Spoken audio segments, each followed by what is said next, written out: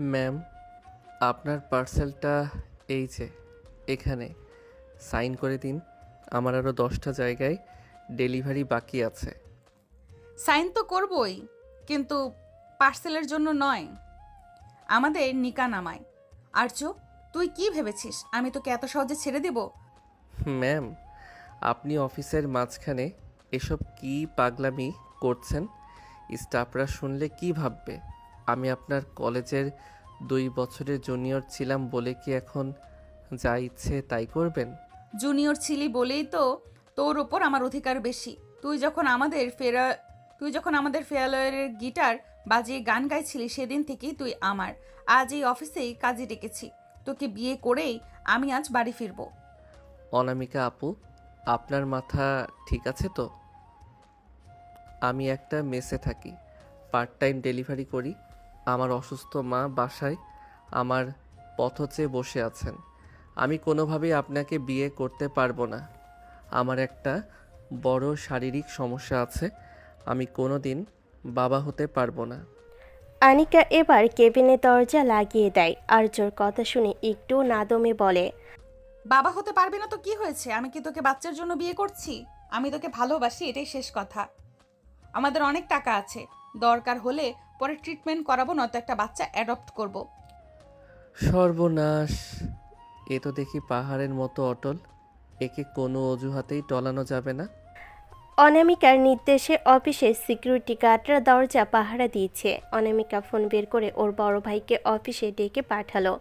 ওর ভাইও ওই কোম্পানির পার্টনার। অনামিকা, তুই কি পাগল হয়ে গিয়েছিস? অফিসের মধ্যে এই পিচ্ছি ডেলিভারি বয়ের সাথে বিয়ে? ওর না আছে কোনো স্ট্যাটাস, না আছে কোনো পরিচয়। মা শুনলে হার্ট অ্যাটাক করবে। অর্ণব ভাই, আপনার বোনকে বোঝান। আমি একদম রাস্তার ছেলে। আমার নিজের একটা ঘর পর্যন্ত নেই। ওনাকে আমি খাওয়াবো কি? আমি তো নিজেই মায়ের ওষুধের টাকা জোগাতে হিমশিম খাই।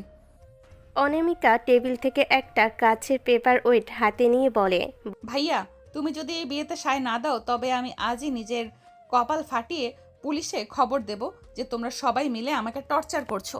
কাজী সাহেব, আপনি আগে কাগজ বের করেন। বোনের এমন মারমুখী রূপ দেখে অর্ণব ভয় পেয়ে গেল। সে জানতো অনামিকা যা বলে তা করেই ছাড়ে। বাধ্য হয়ে সে কাজীকে ইশারা করলো। আর্যর চোখে তখন পানি। সে ভাবল, আল্লাহ, মায়ের জন্য ওষুধ কিনতে এসে আমি নিজে কোন বিপদে ফেসে গেলাম। এরপর নিকা করানো হলো। আর্যর মাথায় বন্দুক ঠেকানো ছিল, তাই সে বাধ্য হয়ে বিয়ে করলো। নিকা শেষ হওয়ার পর অনামিকা জয়ের হাসিতে আর্যর কপালে একটা চুমু দিতে চাইল, কিন্তু আর্য রাগে মুখ ফিরিয়ে নিল। সে কেবিন থেকে বের হতে চাইলে আনিকার ভাই বাধা দিল। শোন ছোকরা, আমার বোনের কপাল ভালো যে তোকে পছন্দ করেছে। এখন থেকে সাবধানে থাকবি, একটু তেরাবি করলে তোকে গুম করে দিব। আপনারা টাকার জোরে যা খুশি তাই করছেন। এটা বিয়ে নয়, এটা জুলুম। জুলুমি সই। এখন তুই আমার। চল, আগে তোকে ড্রেস কিনে দিব, তারপর বাসায় নিয়ে যাব। আনিকা আর্যর হাত ধরে টেনে নিচে নামিয়ে ওর দামি গাড়িতে বসালো। আর্যর ফোনটা তখন অনবরত বাজছে। স্ক্রিনে ভেসে উঠছে মা। আর্যর বুকটা কেঁপে উঠল। মায়ের শরীর ভালো নয়। এ সময় সে বাসে না ফিরলে মা দুশ্চিন্তা করবেন। সে অনামিকাকে অনেক অনুরোধ করে বলল, আপু, আমার মা খুব অসুস্থ। আমাকে একবার বাসায় যেতে দিন। আমি প্রমিস করছি আমি পালাবো না। মায়ের ওষুধগুলো দিয়ে আমি নিজেই আপনার কাছে আসব। তুই যে পালাবি না তার গ্যারান্টি কি? আমার মায়ের কসম, আমি পালাবো না। আপনি চাইলে আপনার গার্ড আমার সাথে পাঠান। অনামিকা নিজের এক বিশ্বস্ত গার্ডকে আর্যের সাথে পাঠালো। আর্য বাসে গিয়ে মাকে ওষুধ খাইয়ে শান্ত করলো, কিন্তু মা যখন আর্যর পাঞ্জাবিতে আতরে ঘ্রাণ পেলেন আর আর্যর চোখে পানি দেখলেন, তিনি অবাক হয়ে গেলেন। আর্য কিছু না বলে চুপচাপ মায়ের কোলে মাথা রেখে শুয়ে রইল। সে বুঝতে পারছে না যে সে তার মায়ের থেকে এক বিশাল বড় পরিচয় গোপন করে রেখেছে। আর্য আসলে সাধারণ কোনো ছেলে নয়। তার মা দেশের একজন নামকরা প্রাক্তন বিজ্ঞানী, যিনি এখন অসুস্থতার কারণে আড়ালে আছেন। আর আর্যর বাবা ছিলেন এই শহরের সবচেয়ে বড় রিয়েল অ্যাসেট ব্যবসায়ী, যার মৃত্যুর পর আর্যর চাচারাই সব দখল করে ওদের তাড়িয়ে দিয়েছিল। আর্য ইচ্ছে করলেই ওই অনামিকাদের কোম্পানি চুটকিতে কিনতে পারে, কিন্তু সে ইচ্ছে করেই মাকে নিয়ে লুকিয়ে সাধারণ জীবনযাপন করছে। সে চায় না তার মায়ের শান্ত জীবনে আবার কোনো ঝড় আসুক। আর্যর মাথায় তখন আগ্নেয়গিরি জ্বলছে। অনামিকার গাড্ডা বাসার নিচে দাঁড়িয়ে আছে জমদূতের মতো। মা ঘুমিয়ে যাওয়ার পর আর্য তার পুরনো ট্রাঙ্কটা খুলে একটা ল্যাপটপ বের করলো। মা জানতেন না আর্যর বাবা মরার আগে তার নামে বিদেশের এক ব্যাংকে একটা বিশাল অঙ্কের ট্রাস্ট ফান্ড রেখে গেছেন, যা আর্য 21 বছর বয়সের আগে খুলতে পারত না। আজই সেই দিন। আর্য ল্যাপটপ খুলে মাত্র কয়েকটা ক্লিকের মাধ্যমে নিজে সেই পরিচয় সচল করলো। সে এখন ছদ্মবেশী ডেলিভারি বয় নয়, সে এখন বিশ্বের অন্যতম বড় ইনভেস্টমেন্ট ফার্মের প্রধান। সে দেখল অনামিকার কোম্পানি 5% শেয়ার বর্তমানে বাজারে বিক্রি হচ্ছে। আর্য মুহূর্তের মধ্যে সেই সবটুকু শেয়ার নিজের নামে কিনে নিল। এখন সে অনামিকার অফিসের একজন অন্যতম বড় শেয়ার হোল্ডার। পরের দিন রাতে অনামিকা নিজের জিপ নিয়ে আর্যর বাসার সামনে হাজির। আর্য সাদা একটা টি শার্ট আর জিন্স পরে নিচে নেমে এলো। অনামিকা ওকে দেখে ভুরু কুচকে বলল, এই যে ডেলিভারি বয় সাহেব, যে ময়লা জামা পরে আমার বাড়িতে যাবে, লোকে দেখলে ভাবে আমি অফিসের পিয়নকে ধরে নিয়ে এসেছি। এই নে, এই ব্র্যান্ডেড স্যুটটা পরে আয়। আর্য পকেটে হাত দিয়ে তারা গলায় বলে, অনামিকা আপু, জোর করে বিয়ে করে বউ হতে পারছেন, কিন্তু আমার গায়ের জামা বদলাতে পারবেন না। আপনার ওই দামি স্যুটে আমার অ্যালার্জি আছে। ইচ্ছা হলে এভাবেই নিব, নয়তো আমি যাচ্ছি না। তুই খুব তেরা কথা শিখেছিস না? ভুলে যাস না আমি তোর কলেজের সিনিয়র, আর এখন তোর লিগ্যাল বউ। আমার কথার অবাধ্য হলে তোর ডেলিভারি কোম্পানির লাইসেন্স বাতিল করে দেব। বাতিল করে দিন, তখন আপনার ওই বিশাল রাজপ্রাসাদে বসে বসে আমি আপনার বাবার অন্ন ধ্বংস করব। রাজি তো? ফাজিল ছেলে, চল গাড়িতে বস। অনামিকা বিশাল ড্রয়িং রুমে আর্যকে দেখে ওর মা তো আকাশ থেকে পড়ল। অনামিকা দাপটের সাথে পরিচয় করিয়ে দিল। মা, এই আর্য আমার কলেজের জুনিয়র, আর এখন আমার হাজবেন্ড। অনামিকার মা কি বলবে বুঝতে পারে না। সে জানে তার মেয়ে কেমন, বুঝতে পারেনি এসব তার মেয়েরই কাজ। আর একমাত্র মেয়ে, তার উপর পাগলি, তাই তার খুশিতে কেউই অখুশি হতে পারে না। সে তখন মাথায় হাত বুলিয়ে দেয়। আর আর্যকে তাই বাধ্য হয়ে মায়ের সামনে ভালো ছেলে সাজতে হলো। আর্যকে বসিয়ে অনামিকা ওয়াশরুমে গেল। তার সামনে নাস্তা দিল কেয়ারটেকার। সে না খেয়ে চারপাশ ঘুরে দেখল। কিছুক্ষণ পর অনামিকা বের হয়ে আর্যকে ওর নিজের ঘরে টেনে নিয়ে গেল। আর্য ঘরে ঢুকেই সোফায় বসে পড়ল। শরীরটা ক্লান্ত লাগছে। সে কখন থেকে ঝামেলা শুরু, তাই সে সব বাদ দিয়ে ঘুমাতে চাইল। বাকি সব পরে দেখা যাবে। আপু, আপনার এই এসি ঘরে আমার দম বন্ধ লাগে, আমি বারান্দায় গিয়ে ঘুমাবো। অনামিকা আর্যর হাত ধরে টেনে বিছানায় ফেলে দিয়ে বলে, খবরদার আপু বলবি না একদম। এখন আমি তোর বউ, আর বারান্দায় যাবি মানে? আজ থেকে এই বিছানা তোর আর আমার। দেখুন অনামিকা ম্যাম, আপনি কি ভুলে গেছেন আমি ফিজিক্যালি আনফিট? আমি তো বাবা হতে পারবো না বলে দিয়েছি। আপনার সাথে আমার কোনো রোমান্স চলবে না। অনামিকা আর্যর বুকের ওপর ঝুঁকে পড়ে তুষ্ট হেসে বলে, তুই কি ভাবছিস আমি তোকে এত সহজে ছেড়ে দেব? তুই বাবা হতে পারিস আর না পারিস, আমি তোকে আমার আদরের ছোট বাবু বানিয়ে রাখবো। দেখি তুই কিভাবে আমার থেকে দূরে থাকিস। আর্য অপ্রস্তুত হয়ে গেল। অনামিকা আর্যর চুলের ভেতর আঙ্গুল চালিয়ে ওকে জ্বালাতে লাগলো। আর্য অনামিকার হাতটা সরিয়ে দিয়ে বলল, উফ, দজ্জাল একটা। সিনিয়র হলে কি গায়ের জোর দেখাতে হয়? ছাড়ুন তো। আচ্ছা এখন খাবার খেয়ে নাও। না, খাবো না। খাও বলছি। ঠিক আছে, খাচ্ছি। বাবারে, এটা মেয়ে না কি? এই তো ভালো ছেলে। ভালো না ছাই, আস্ত রাক্ষসী একটা। মানে কি বললে? না, কিছু না। আর্য খাবার কোনো মতে খেয়ে নিল, তারপর শুয়ে পড়ল। বাধ্য হয়ে অনামিকার সাথে শুতে হলো, কিন্তু আর্যর বিরক্ত লাগছিল। আর্য মাঝে একটা বালিশ দিলে অনামিকা সেটা সরিয়ে দিয়ে আর্যকে জড়িয়ে ধরে। আর্য কেঁপে ওঠে। ও মা গো, এটা কি করেন? কি হয়েছে? ছাড়েন, আমাকে ছাড়েন। আরে একটুই তো জড়িয়েছি, আরে একটু তো জড়িয়েই ধরেছি। আজ প্রথম রাত তো, তাই কিছু করলাম না। কাল করব কেমন? অনেক ধকল গেছে। তুমি ঘুমাও এখন। ও মা, এ কি কথা? কি করার কথা বলছেন? এখন ঘুমাও, আসো ঘুমাই। অনামিকা ওকে ধরে চোখ বুজে ঘুমিয়ে পড়ে। আর্যর কেমন সুরসুরি করছিল আর লজ্জাও করছিল। সে মনে মনে বিড়বিড় করে, খোদা, কই এসে ফেসে গেলাম। ঘুমাও। একটু পরে অনামিকা ঘুমিয়ে পড়ে। আর্য লাফিয়ে ওঠে, কারণ অনামিকা নাক ডাকছে। আর্য হাসবে না কাঁদবে বুঝে না। এ কি, হে তো দেখি নাক ডাকে। না, ঘুমাই এবার। আর্য ঘুমিয়ে পড়ে। পরের দিন সকালে অনামিকা আর্যকে জোর করে তার অফিসে নিয়ে গেল। সে চাইল আর্যকে তার পিএস হিসাবে নিয়োগ দিতে, যাতে সারাক্ষণ নজরে রাখতে পারে। অফিস মিটিং রুমে যখন বড় ইনভেস্টরদের নাম ঘোষণা করা হচ্ছিল, অনামিকা তখন আর্যকে একটা ফাইল দিয়ে বলল।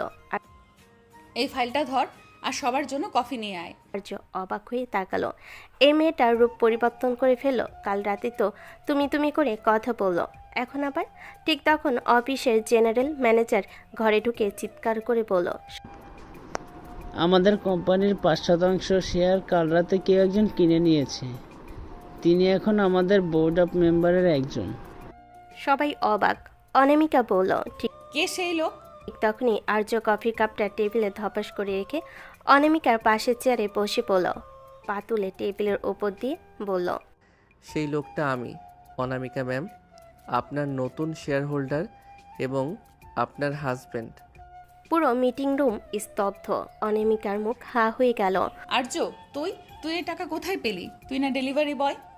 ডেলিভারি বয় ছিলাম শখ করে, কারণ আমার মা সাধারণ জীবন পছন্দ করেন, কিন্তু আপনি আমাকে দামি স্যুট পরাতে চেয়েছিলেন না। এই নিন, এখন আমি আপনার কোম্পানির সিদ্ধান্ত নেব। আর হ্যাঁ, এখন থেকে আপনি আমাকে স্যার বলে ডাকবেন, কারণ বোর্ডে আমার ভোট ছাড়া আপনার কোনো প্রজেক্ট পাস হবে না। অনামিকা যেন আকাশ থেকে পড়ল। সে কিছুই বুঝতে পারছে না কি থেকে কি হলো, তবে এটাও বুঝতে পারছে যে তার বোঝার বড় ভুল ছিল। সে আর্যকে চিনতে ভুল করেছে। নিজেকে যেন তার বিশ্বাস করতে মন চাইছে। অনামিকা তখনই রেখে সেখান থেকে বের হয়ে যায়। অফিস থেকে ফেরার পথে অনামিকা গাড়িতে একটা কথা বলল না, ওর আগে লাল হয়েছিল। বাসে ঢুকে সে আর্যর গলা চেপে ধরল। আর তুই আমাকে ধোকা দিচ্ছিস আর্য? তুই এত বড় লোক হয়েও কেন নাটক করলি? তুই আর্য গলা ছাড়িয়ে অনামিকাকে দেওয়ালের সাথে চেপে ধরে। আমি নাটক করিনি আপু, আমি শুধু দেখতে চেয়েছিলাম আপনি আমার টাকার প্রেমে পড়েন নাকি আমার ব্যক্তিত্বের। আপনি তো জোর করে বিয়ে করলেন, এখন সামলান এই কোটিপতি জামাইকে। খুব শয়তান হয়ে গেছিস। দাঁড়া, তোকে আজ এমন শাস্তি দেব যে সে আর কিনা ভুলে যাবে। বলে অনামিকা আর্যর কানে একটা থাপ্পড় দিয়ে বকতে বকতে ওয়াশরুমে চলে গেল। আর্য কানে হাত দিয়ে হাসতে হাসতে ভাবল, বউটা যেমন দজ্জাল, তেমনই কিউট, তেমনই পাগল, কিন্তু খেলা তো কেবল শুরু। কিন্তু আর্যর উপর অনামিকার রাগ যেন আরও কয়েকগুণ বেড়ে গেল। কিছুক্ষণ পর আর্য ড্রয়িং রুমে আয়েশ করে বসে ল্যাপটপে কাজ করছে, আর অনামিকা দূর থেকে ওর দিকে অগ্নিদৃষ্টিতে তাকিয়ে আছে। আর্য ল্যাপটপ থেকে চোখ না সরিয়েই বলে, এভাবে তাকিয়ে থাকলে কিন্তু নজর লেগে যাবে অনামিকা ম্যাম। চোখের পলক ফেলুন, নয়তো রাতে স্বপ্ন দেখে ভয় পাবেন। অনামিকা গটগট করে আর্যর সামনে এসে দাঁড়ায়। তোর সাহস তো কম না? অফিসের সবার সামনে আমাকে ম্যাম বলে অপমান করিস, আবার ঘরে এসে নবাবে দেখাচ্ছিস।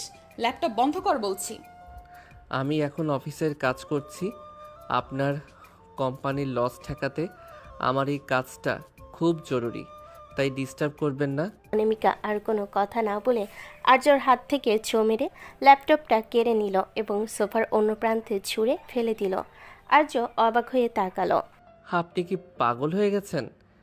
ওটা ভেঙে গেলে কয়েক কোটি টাকার ডিল হাতছাড়া হবে। হোক গে কোটি টাকা, হোক গে কয়েক কোটি, তোর ওই ডিলের চেয়ে আমার হাজব্যান্ডের সাথে সময় কাটানো বেশি দামি।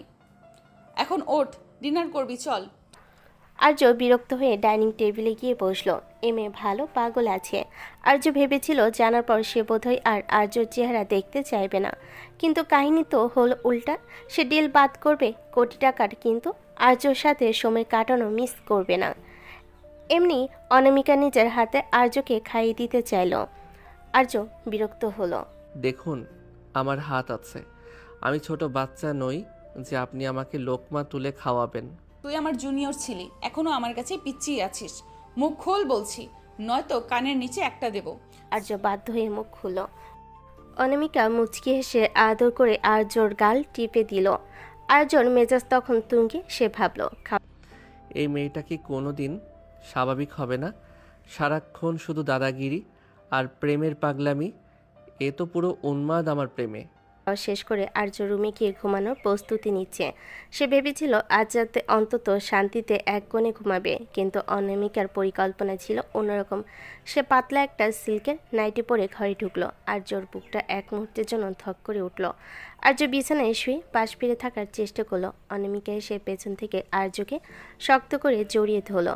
উফ, ছাড়ুন তো, গরম লাগছে। আপনি এভাবে কেন চিপকে থাকছেন? গরম লাগলে এসি বাড়িয়ে দিচ্ছি, কিন্তু আমি তোকে ছাড়ছি না।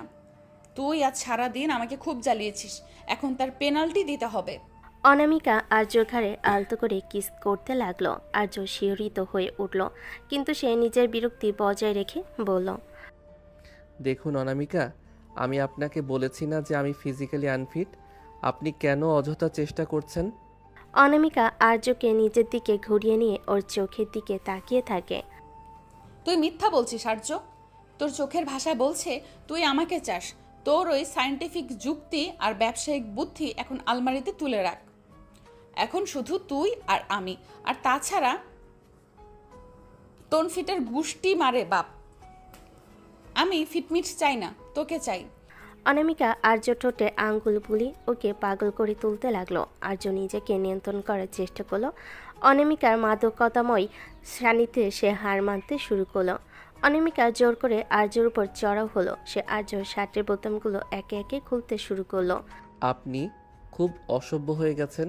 বউদের একটু অসহ্য হতে হয় আর্য, নয়তো তোর মতো কাঠখোট্টা ছেলেকে বশে আনা সম্ভব না। অনামিকা আর্য ঠোঁটজোড়া নিজের দখলে নিয়ে নিল। আর্য প্রথমে বাধা দিল, ধীরে ধীরে সেও নিজের অনামিকার গভীরে হারিয়ে যেতে লাগলো। দীর্ঘক্ষণে সেই উত্তপ্ত রোমাঞ্চার শারীরিক ঘনিষ্ঠতায় আর্যর সব রাগ আর বিরক্তি যেন কর্পূরের মতো উড়ে গেল। সে বুঝতে পারল এই দজ্জাল স্নেহর মেয়েটার ভালোবাসার টান উপেক্ষা করা তার পক্ষে অসম্ভব। কিন্তু সে স্বীকার করবে না কখনো সেটা, কারণ তার অনেক কাজ বাকি এখনও। সকালে যখন আর্য ঘুম ভাঙল, সে দেখল অনামিকা ওর বুকের পর মাথা রেখে অঘরে ঘুমোচ্ছে। আর্যর মনে হলো মেয়েটা যখন ঘুমিয়ে থাকে তখন কত শান্ত দেখায়, কিন্তু চোখ খুলে সে একটা আস্ত জ্যান্ত আগ্নেয়গিরি। আর্য অনামিকাকে আলতো করে সরিয়ে দিয়ে উঠতে চাইল, অমনি অনামিকা চোখ খুলে হাতটা আবার টেনে ধরল। কোথায় যাচ্ছিস স্বামী? সকালের চাটা কি আমি বেডেই পাবো? স্বপ্ন দেখা বন্ধ করুন। আমি কোনো চা করতে পারবো না। আমি অফিসে যাচ্ছি, অনেক কাজ আছে। অফিসে তো যাবি, কিন্তু আগে আমাকে একটা কিস দিয়ে যা, নয়তো তোর ল্যাপটপের পাসওয়ার্ড আমি রিসেট করে দেব। আপনি একটা আস্ত ব্ল্যাকমেইলার। এই নিন। আর্য ছটপট অনামিকার গালে একটা কিস করে বাথরুমে ঢুকে গেল। বাইরে থেকে অনামিকার হাসির শব্দ ভেসে এলো। আর্য সবসময় তার মাকে অনামিকার ছায়া থেকে দূরে রাখতে চেয়েছিল। সে জানতো অনামিকা একবার তার মায়ের হদিস পেলে পুরো ব্যাপারটাকে একটা পারিবারিক নাটকে রূপান্তর করবে, তার মাকে নিয়ে ব্ল্যাকমেল শুরু করবে। কিন্তু অনামিকা আর্যর ফোন থেকে চুপি চুপি ওর মায়ের বাসার ঠিকানা বের করে নিয়েছিল। সকালবেলা আর্য অফিসে একটা জরুরি মিটিংয়ে ব্যস্ত। এমন সময় অনামিকা অফিসের কাজ ফেলে সোজা আর্যর বাসায় হাজির। আর্যর মা রাজিয়া বেগম তখন বারান্দায় বসে বই পড়ছিলেন। হুট করে এক সুন্দরী আধুনিক মেয়েকে দরজায় দেখে তিনি অবাক হলেন। অনামিকা পায়ে ধুলো নিয়ে সালাম করে। মা, আমি আর্যদের কলেজের সিনিয়র ছিলাম, এখন আপনার ছোট ছেলের বউ। ও তো লাজুক, আপনাদের কিছু বলেনি, তাই আমি নিজেই চলে এলাম। রাজিয়া বেগম থমকে গেলেন। তার শান্ত ছেলে আর্য কাউকে কিছু না বলে বিয়ে করে ফেলেছে, তাও আবার এমন এক তেজি মেয়েকে। তিনি কি বলবেন ভেবে পেলেন না। অনামিকা তার কথার জাদুতে আর্যর মায়ের মন ভরাতে শুরু করলো। সে বাজার থেকে আনা দামি ফল আর নিজের হাতে রান্না করা খাবার দিয়ে পুরো ঘর জমিয়ে তোলো। দুপুরে আর্য বাসায় ফিরতে দেখলো দরজার সামনে অনামিকার সে পরিচিত হিল জুতো জোড়া। ওর বুকটা ধক করে উঠল। ভেতরে ঢুকে দেখলো অনামিকা ওর মায়ের সাথে বসে হেসে সে গল্প করছে, এমনকি মায়ের ওষুধ খাইয়ে দেওয়ার দায়িত্ব সে নিজের কাঁধে তুলে নিয়েছে। আর্য রক্ত মাথায় চড়ে গেল। সে চিৎকার করে বলে উঠল, অনামিকা, আপনি এখানে কি করছেন? আপনার সাহস হয় কি করে আমার অনুমতি ছাড়া আমার বাসায় ঢোকার? মায়ের সামনে আর্যকে এতটা উত্তেজিত দেখে রাজিয়া বেগম অবাক হলেন। আর্য, ও তোমার বউ, এভাবে কেন কথা বলছিস? মেয়েটা কত লক্ষ্মী, আমাকে কত সময় দিল। মা, তুমি চেনো না একে। ও কোনো লক্ষ্মী মেয়ে না, ও একটা জেদি ব্ল্যাকমেইলার। অনামিকা, এখনই আমার বাসা থেকে বের হন। অনামিকা শান্ত হয়ে উঠে দাঁড়ালো। তার চোখে তখন এক ধরনের বিদ্রুপের হাসি। সে আর্যর দিকে এগিয়ে এসে নিচু স্বরে বলল, স্বামী তো খুব রাগী দেখছি, কেন? মা জেনে গেছে ভয় পাচ্ছ, নাকি ভাবছো মা আমাকে চিনে ফেললে তোমার ওই ডেলিভারি বয়ের নাটকটা আর চলবে না? আর্য অনামিকাকে এক প্রকার টেনে হিসে তার ছোট্ট রুমটার ভিতর নিয়ে গেল এবং সজোরে দরজা আটকে দিল। আর্য দাঁতে দাঁত চেপে বলল, আপনার সমস্যা কি অনামিকা? আমার লাইফটা কি আপনার অফিসের ফাইল যে যখন খুশি উল্টা পাল্টা করবেন? কেন আমার মাকে এর মধ্যে টানলেন? অনামিকা আর্যর পাঞ্জাবির কলা ধরে নিচের দিকে টেনে নেয়। তোর লাইফ এখন থেকে আমার লাইফ আর্য। তুই আমাকে বিয়ে করেছিস, ভুলে যাস না। তুই আমাকে লুকিয়ে রাখবি আর আমি সেটা মেনে নেব? আমি তোকে সবার সামনে নিজের করে পেতে চাই। ভালোবাসা মানে দখলদারি নয় অনামিকা। আপনি বড়লোক বলে কি যা খুশি তাই করবেন? আমি আপনাকে ঘৃণা করি আপনার এই ব্যবহারের জন্য। ঘৃণা শব্দটি শুনে অনামিকার চোখ জলজল করে উঠল। সে আর্যকে ধাক্কা দিয়ে খাটের উপর ফেলে দিল এবং ওর উপরে চড়ে বসল। ঘৃণা করিস? কতটুকু ঘৃণা করিস দেখি। যত ঘৃণা করবি তত বেশি তোকে আমি কাছে টানবো। তুই কি ভেবেছিস চিল্লাইলে আমি ভয় পাবো? এই যে শোন, আজ থেকে আমি এখানেই থাকবো, তোর এই ছোট্ট ঘরে তোর সাথে। অসম্ভব। আমার মায়ের এখানে শান্তি দরকার। আপনি এখানে থাকলে তিলকে তাল করবেন। শান্তি তো আমি দেবই দেব মাকে, আর তোকে দেব অশান্তি।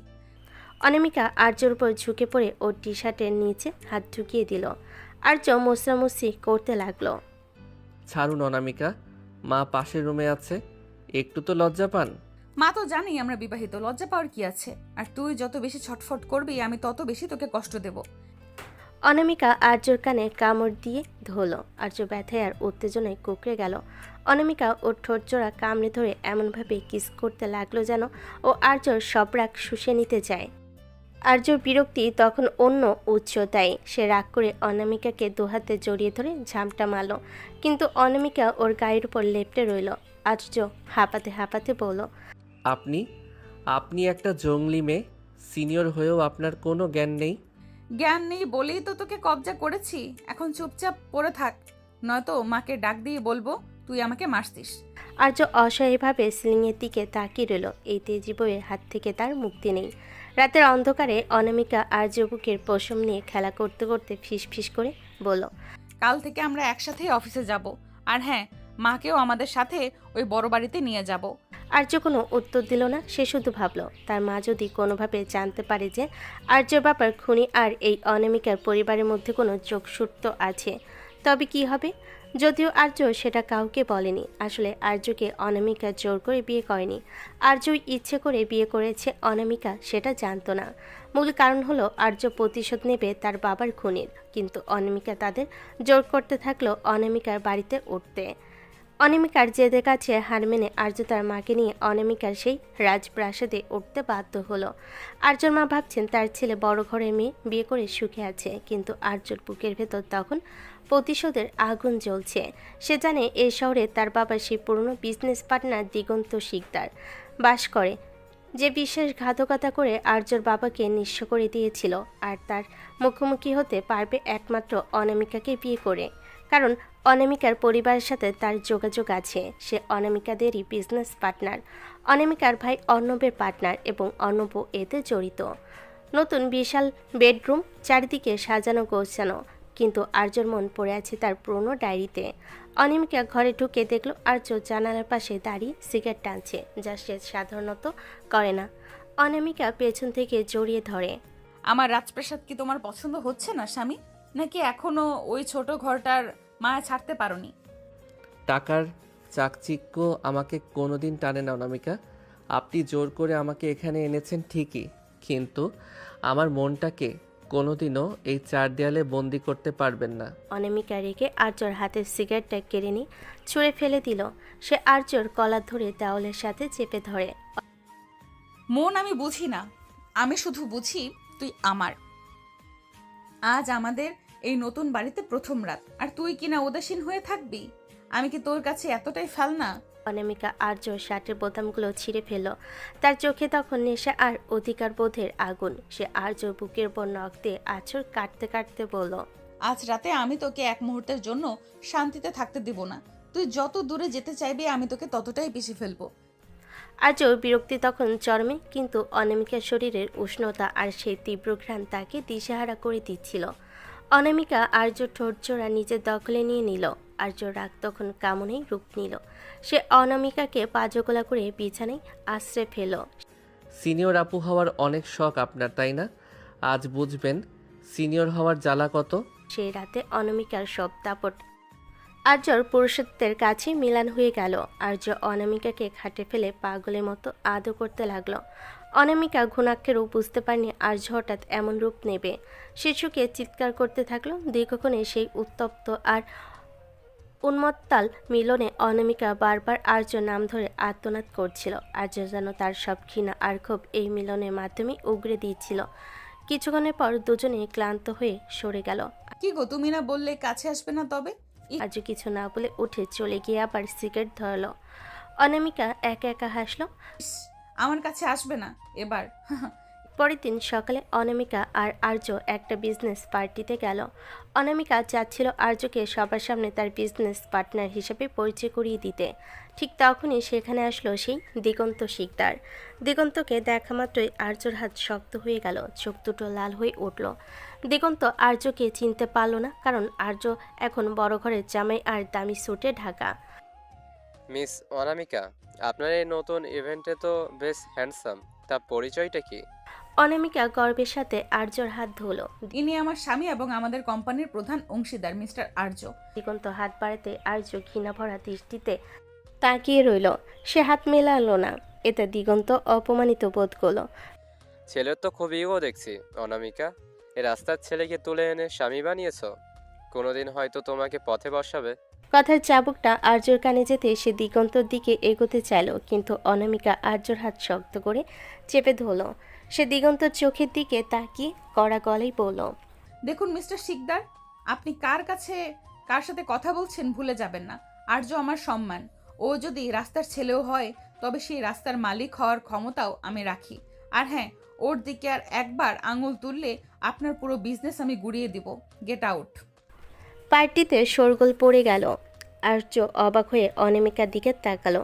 যে মেয়েটা ঘরে তাকে নিয়ে সারাক্ষণ ন্যাকামি করে আর জোর জবরদস্তি করে, সে বাইরে মানুষের সামনে তার জন্য এত বড় ঢাল হয়ে দাঁড়াতে পারে। বাসায় ফেরার পথে আর্য চুপ করে রইল। অনামিকা গাড়িতে আর্যর কাঁধে মাথা রেখে বলল, তুই কেন এই লোকটার ওপর এতটা রেগেছিলি আর্য? তুই কি ওকে চিনিস? না, চিনি না, শুধু ওর কথা বলার ভঙ্গিটা আমার ভালো লাগেনি। আর্য মনে মনে ভাবল, অনামিকা যদি কোনোদিন জানতে পারে যে তার নিজের ভাই অর্ণব আসলে দিগন্ত শিকদরের সাথে মিলে আর্যর বাবাকে ধ্বংস করার প্ল্যানে জড়িত ছিল, তবে কি হবে? অনামিকা কি তখন তার স্বামীর পক্ষ নেবে নাকি নিজের ভাইয়ের? তবে তাকে ধীরে ধীরে এগোতে হবে। এরপর বেশ কিছুদিন কেটে যায়। আর্যর দিনকাল এখন এক অদ্ভুত রুটিনে চলছে। সকালে অফিসে অনামিকার তেরা কথা সহ্য করা, আর রাতে অনামিকার কামকার আদরে অত্যাচারের শিকার হওয়া। আর্য চাচ্ছিল দিগন্ত শিকদার আর তার ভাই অর্ণবের গোপন ডিলগুলো ফাঁস করতে, কিন্তু অনামিকা তাকে এক মুহূর্তের জন্য ল্যাপটপ বা ফোনের কাছে ঘেঁষতে দিচ্ছে না। আর সব বের করার জন্য বাধ্য হয়ে তাকে অনামিকার অত্যাচারও সহ্য করতে হচ্ছে। আর্য খুব ভোরে ঘুম থেকে উঠে তৈরি হয়ে নিয়েছিল। সে ভাবল অনামিকা ঘুমানোর ফাঁকে সে একবার তার পুরনো সোর্সদের সাথে দেখা করে আসবে, কিন্তু সে দরজা পর্যন্ত পৌঁছানোর আগে পেছন থেকে একটা রেশমি ওড়না তার গলার চারপাশে পেঁচিয়ে ধরল। অনামিকা ওড়নাটা টেনে আর্যকে নিজের কাছে এনে বলে, কোথায় পালানোর চেষ্টা হচ্ছে মিস্টার হাজবেন্ড? আমি ঘুমালে কি তুমি ডানা গজিয়ে উড়ে যাবে ভেবেছিলে? আর্য বিরক্ত হয়ে ওড়না ছাড়ানোর চেষ্টা করে। উফ, অনামিকা ছাড়ুন তো, আমার একটা জরুরি কাজ আছে। আপনি এভাবে সারাক্ষণ পাহারা দেবেন না তো। অনামিকা আর্যর কানে মুখ নিয়ে ফিসফিস করে, আজ অফিসের ছুটি, আর আজ তোমার কোনো কাজ নেই। আজ সারা দিন তুমি শুধু আমার পার্সোনাল অ্যাসিস্ট্যান্ট হয়ে থাকবে। চলো আগে আমাকে শাওয়ার নিতে হেল্প করবে। আপনি কি পাগল হয়ে গেছেন? আপনি বড় হয়েছেন, নিজের কাজ নিজে করতে পারেন না। আমি বাথরুমে যাব না। যাবে না মানে? ভুলে গেছো কাল রাতে কি প্রমিস করেছিলে? বলেছিলে না আমি যা বলবো তাই করবে। এখন চলো।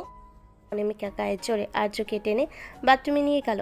বিশাল বাথরুমটা তখন সুগন্ধি ফেনা আর গোলাপের পাপড়িতে ভরা। আর্য পালাতে চাইল, কিন্তু অনামিকা দরজায় পিঠ দিয়ে দাঁড়িয়ে দুষ্টু হাসলো। সে আর্যর দিকে এগিয়ে এসে ওর শার্টের কলার ধরে টান দিল। অনামিকা, এটা বাড়াবাড়ি হচ্ছে। আমি ভিজে গেলে অফিসে যাব কি করে?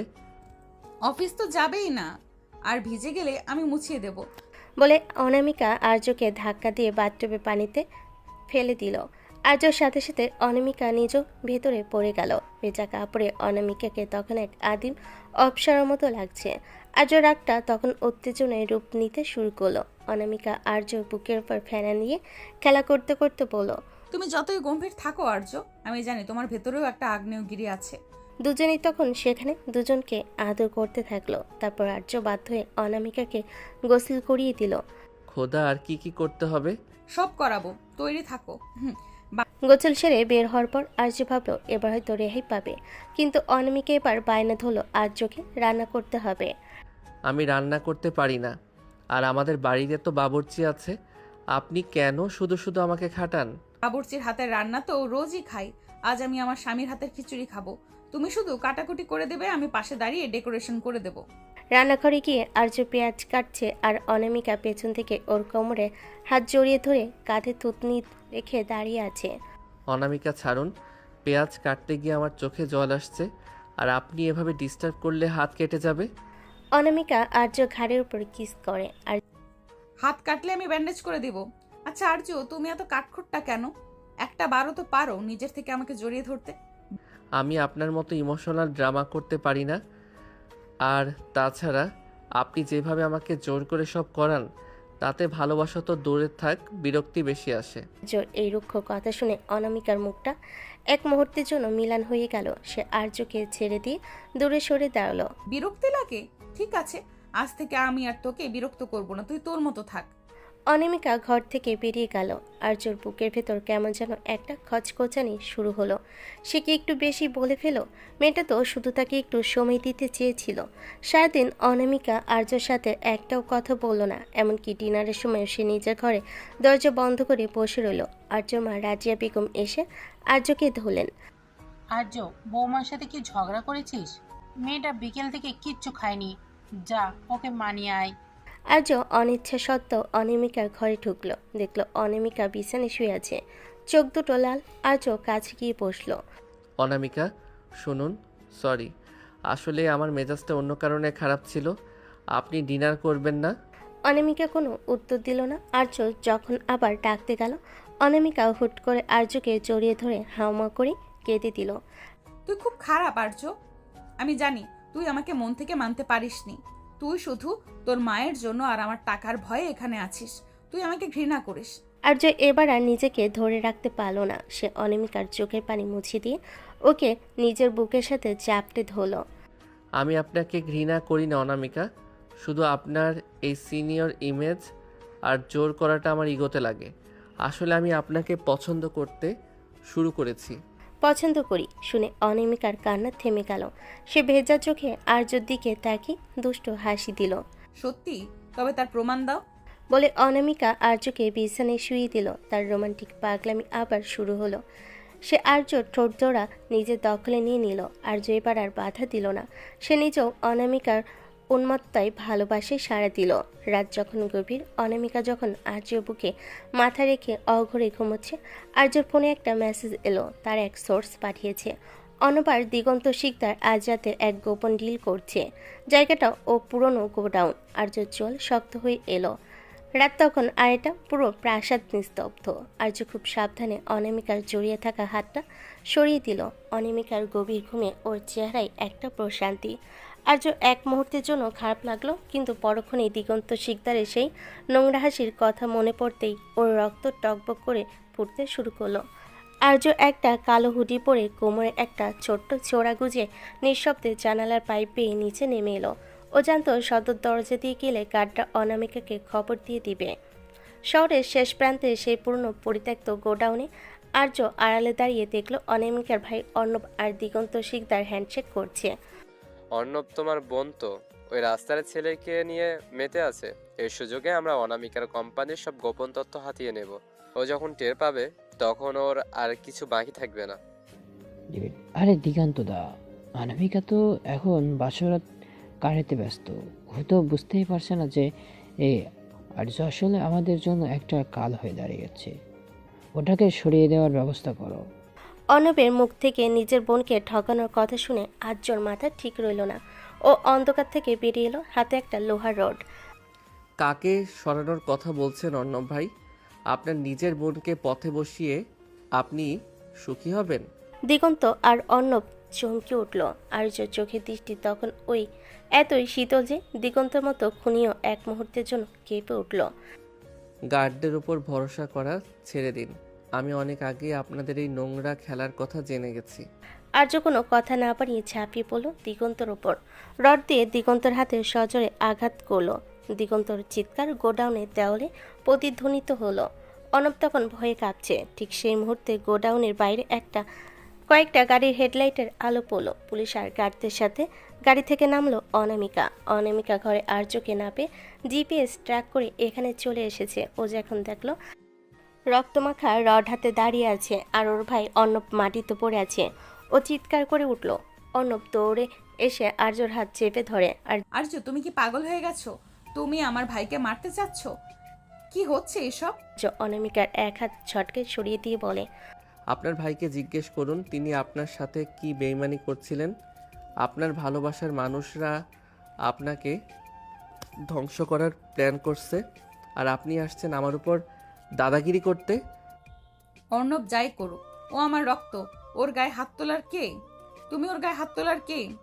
তুমি চলো এক্ষুনি আমার সাথে বাসায়, এটা পুলিশে দেখবে। না, পুলিশ আসার আগেই আমি দিগন্ত শিকদারকে শেষ করব। ও আমার বাবাকে মেরেছে, আমার মাকে পথে বসিয়েছে। আজ এর বিচার আমি নিজেই করব। কি বলছো কি এসব? উনি তোমার বাবাকে মেরেছে? হ্যাঁ, আর আপনার ভাইও জড়িত আছে। অনামিকার মাথা ঘুরছে এসব শুনে। সে কি করবে বুঝতে পারল না। আর্য আবার দিগন্তর দিকে এগোতে চাইল, কিন্তু অনামিকা আর্যর সামনে এসে ঢাল হয়ে দাঁড়ালো। সে আর্যর কলা ধরে পাগলের মতো ঝাঁকাতে লাগলো। তুমি খুনি হতে পারো না আর্য, আমি তোমাকে খুনি হতে দেব না। তুমি যদি ওকে মারো তবে আগে আমার বুকের ওপর দিয়ে যেতে হবে। তুমি আমার কথা শুনছো না কেন?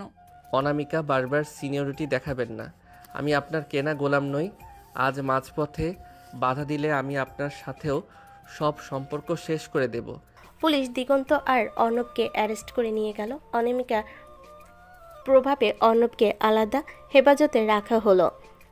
বাসে ফেরার পর আর্য আর অনামিকার মাঝে এক বিশাল দেওয়াল তৈরি হলো। রুমে ঢোকার পর অনামিকা দরজা আটকে দিয়ে আর্যের উপর চড়াও হলো। তুমি আমাকে একবারও কেন বললে না? তুমি আমাকে এত বড় কথা লুকালে কেন? তুমি কি আমাকে বিশ্বাস করো না? বিশ্বাস করব কিভাবে? আপনার ভাই আমার বাবার খুনিদের সাথে জড়িত। আপনি থাকলে হয়তো আবেগে সব নষ্ট করে দিতেন। আর আপনার এই ডমিনেটিং স্বভাব আমার একদম পছন্দ না। ডমিনেটিং? আমি তোমাকে ভালোবাসি বলে তোমাকে আগলে রাখতে চাই, আর তুমি সেটাকে ডমিনেশন বলছো? তুমি জানো না আমি তোমার জন্য কি কি করতে পারি? অনামিকা ডয়ের থেকে একটা ছোট্ট ছুরি বের করে নিজের কবজিতে ধরলো। ওর পাগলামি তখন চরমে। তুমি যদি এখন আমাকে বলো যে তুমি আমাকে ক্ষমা করে দিয়েছো আর আমাকে ছাড়া কোথাও যাবে না, তবে আমি এখনই এটা চালাবো। চালান। আপনার এই ইমোশনাল ব্ল্যাকমেল আমি কবে থেকে দেখে আসছি। আপনি ভাবছেন আমি ভয় পেয়ে আপনাকে জড়িয়ে ধরব? না অনামিকা, আজ আমি আপনার এই পাগলামির কাছে হার মানব না। আর্য অনামিকার হাত থেকে ছুরিটা কেড়ে নিয়ে ছুঁড়ে ফেলে দিল। এরপর ওকে শক্ত করে ধরে বিছানায় শুয়ে দিল। আর্যর স্পর্শে তখন কোনো কোমলতা ছিল না, ছিল এক ধরনের রুক্ষতা। আপনি কি ভেবেছেন শুধু রোমান্স আর জোর দিয়ে আমাকে বশ করবেন? আপনি ভুল ভাবছেন। এখন থেকে আমি আমার মতো চলবো। আপনি আমার উপর কোনো হুকুম চালাতে পারবেন না। অনামিকা কান্নায় ভেঙে পড়ল। সে আর্যর হাত জড়িয়ে ধরে মিনতি করতে লাগলো। আর্য, প্লিজ এমন কঠিন হয়েও না। আমি মরে যাব তোমাকে ছাড়া। আমি অর্ণবকে ত্যায্য করব, সব করব, শুধু তুমি আমাকে ছেড়ে যেও না। আর্য কোনো উত্তর দিল না। সে অনামিকাকে জড়িয়ে ধরল ঠিকই, কিন্তু ওর চোখে দৃষ্টি ছিল স্থির আর শীতল।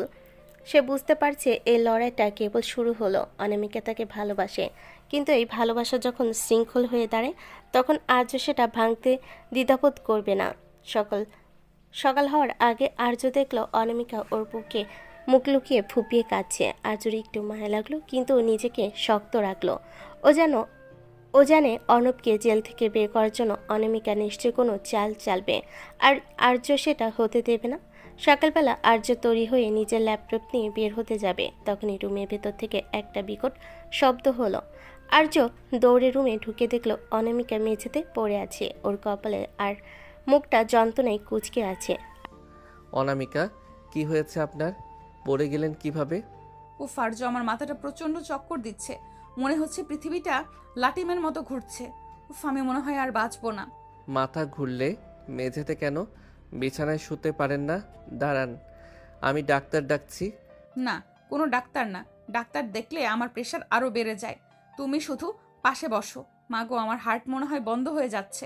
আর্য দীর্ঘশ্বাস ফেলে অনামিকাকে পা জকলা করে বিছানায় শুয়ে দিল। ও বুঝতে পারছে এটা অনামিকার কোনো নতুন ড্রামা, কিন্তু মায়ের কথা ভেবে ঝুঁকি নিতে পারছে না। অনামিকা শুয়ে শুয়ে মিটমিট করে হাসছে। আর্য পাশে বসে কপালে জলপট্টি দিতে শুরু করলো। আর্য, আমার খুব শীত করছে, এসিটা বন্ধ করে আমাকে একটু জড়িয়ে ধরবে? ডাক্তাররা বলে হিউম্যান টাচ নাকি সব রোগের ওষুধ। ডাক্তাররা বলে নাকি আপনি বলছেন? এসি বন্ধ করলে আমি ঘেমে ভূত হয়ে যাব। চুপচাপ শুয়ে থাকুন। খুব নিষ্ঠুর তুমি। বউ মরো অবস্থায় আর তুমি এসির চিন্তা করছো? একটু লেবু চা করে দাও না প্লিজ। উফ, আমার গলাটা কেমন শুকিয়ে কাঠ হয়ে যাচ্ছে। আর্য রান্নাঘরে গিয়ে লেবু চা করে আনলো। অনামিকা সেটা খেয়ে মুখ বাঁকিয়ে বলল, এতে চিনি কম হয়েছে, একটু খাইয়ে দাও না বাবু। বাবু ডাকবেন না একদম। আমি আপনার জুনিয়র হতে পারি, কিন্তু বাবু নই। এই নিন, নিজে খান। অনামিকা চা খেতে খেতে হুট করে আর্যর শার্টের হাত ধরে টান দিয়ে ওকে নিজের একদম কাছে নিয়ে এলো। চায়ের কাপটা পাশে রেখে আর্য নাকে নিজের নাক ঘষে বলে, রাগ করলে তোমাকে না একদম ওই রাগী বিড়ালটার মতো লাগে। আচ্ছা আর্য, আজ অফিসে না গেলে হয় না? আমার খুব একা লাগছে। আর্য বাধ্য হয়ে বসে থাকলো। কিছুক্ষণ পর অনামিকা বাহানা করলো তার পা কামড়াচ্ছে, তাই আর্যকে পা টিপে দিতে হবে। আর্য কোনো উপায় না দেখে অনামিকার পা টিপতে বসলো। অনামিকা আপু, আপনার পা তো না যেন আস্ত লোহার খাম্বা, এত শক্ত কেন? অনামিকা পা দিয়ে আর্যকে একটা হাতকা লাথি মেরে, বউয়ের পা নিয়ে মশকরা ইয়ার কি না করে ভালো করে টিপে দাও। আর শোনো, আজ রাতে কিন্তু আমি খিচুড়ি খাবো না, তুমি আমার জন্য পিৎজা অর্ডার করবে আর নিজের হাতে স্লাইস করে খাইয়ে দেবে। পিৎজা খেলে আপনার প্রেশার আরও বাড়বে। আমি আপনাকে তিতা করলার জুস করে দিচ্ছি, ওটাই আপনার জন্য সেরা ট্রিটমেন্ট। তিতা করল্লা? তুমি কি আমাকে বিষ খাইয়ে মারতে চাও, যাতে তুমি একা একাই দিগন্ত শিকদারের সাথে ফাইট করতে পারো? আমি কিন্তু সব বুঝি। আর্যর হাসি পেয়ে গেল। অনামিকা যখন এমন পাগলামি করে তখন ওকে আসলেও ছোট বাচ্চার মতো লাগে। আর্য হাসতেই অনামিকা ওর বুকের উপর লাফিয়ে পড়ল।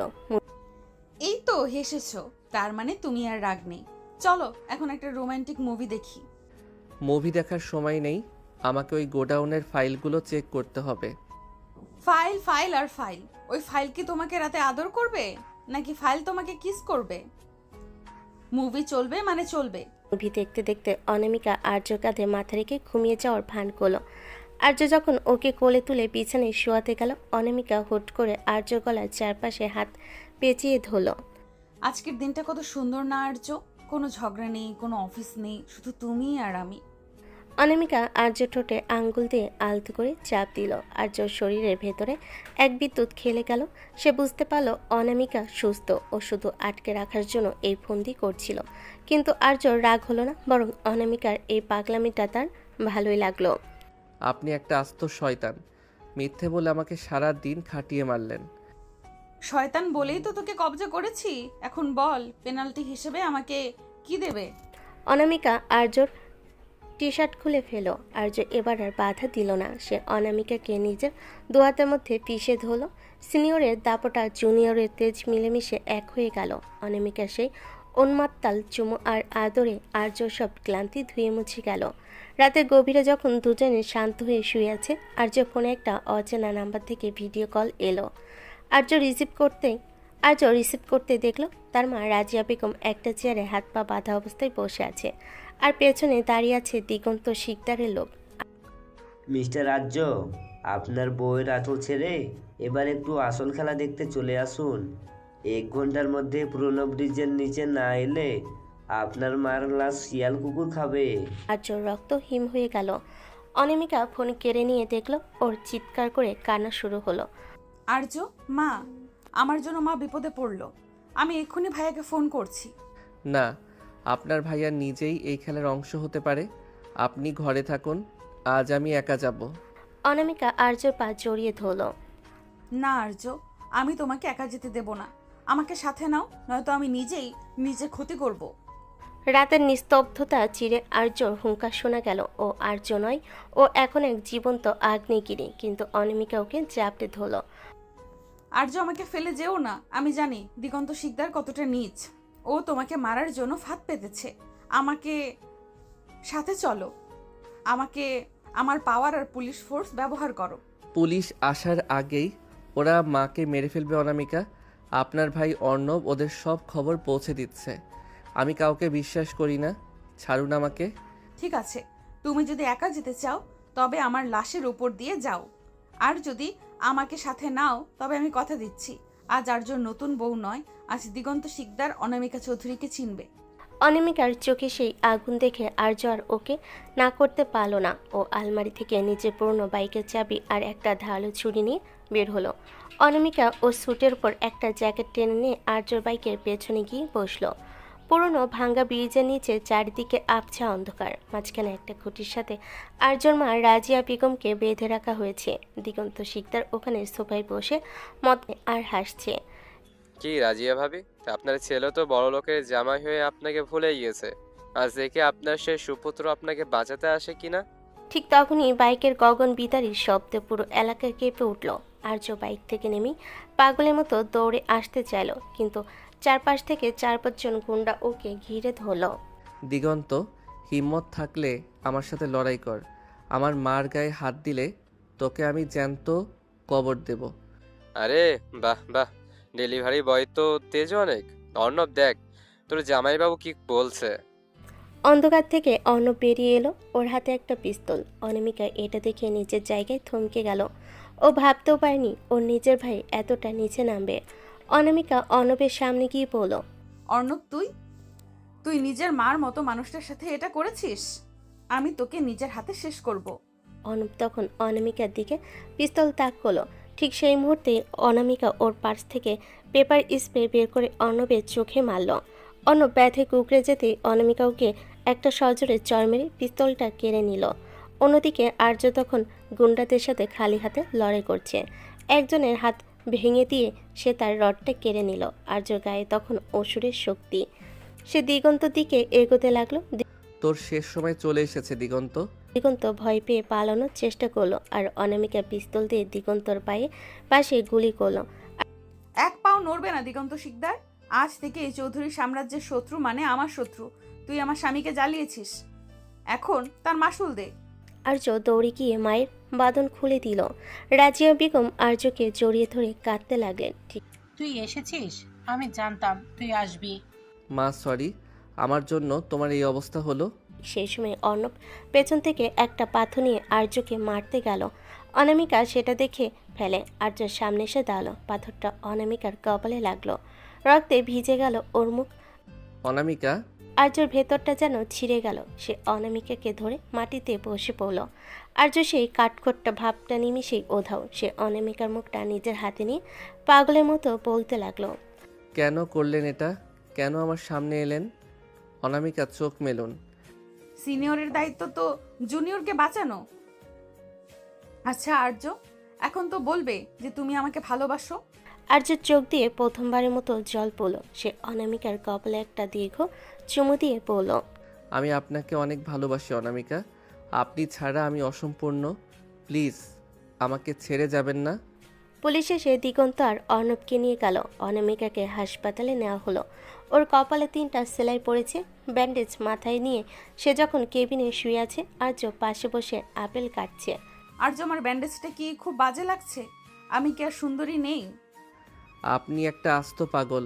মাথার উপর পাহাড় ভেঙে পড়লেও আপনার রূপচর্চার চিন্তা গেল না। কেন যাবে না?